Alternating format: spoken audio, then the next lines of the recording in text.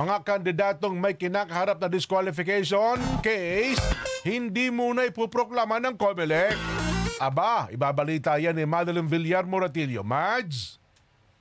Hindi muna ipoproklama ng Commission on Elections ang mga kandidatong may kinakaharap na disqualification sa kanila. Yan ayon kay COMELEC Chairman George Garcia ay sakaling pala rin ang mga nasabing kandidato sa halalan. Basta po may merit ang kaso, basta po mabigat ang mga ebidensya, ay hindi po namin ipoproklama yung mga kandidatong humaharap sa mga disqualification cases sa amin upang hindi kami mawala ng jurisdiction.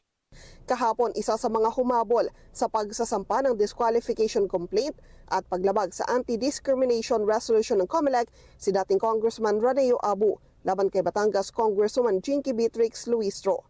Sabi ni Abu, kumpiyansa siya na mabilis na aaksyonan ng COMELEC ang kanyang mga inihaing reklamo. Kabilang sa kanilang isinumitian niya bilang ebidensya ay digital copies ng presensya ni Luistro sa panahon ng pamamahagi ng ayuda sa kanyang distrito. Kahit bawal, dahil simula na ng campaign period, naroon pa rin anya si Luistro sa pamamahagi ng ayuda gaya ng payout ng mga programa ng Department of Social Welfare and Development at ng Department of Labor and Employment. Makikita rin naman anya ito sa social media post ni Luistro. Mas doble pong kasalanan yung kung pera ng bayan ang ginagamit under the guise of assistance or ayuda. So again, inuulit ko po sa ating mga kababayan, patuloy niyo pong i-post yung mga video, yung mga pictures. Kahit po sobrang dami na yan, konti ang tauhan namin, makikita at makikita namin yan, and we will issue show cause orders.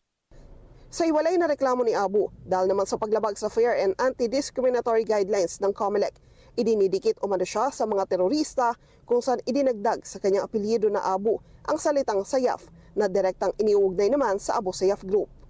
Madeline Villar Moratillo para sa 100% balita.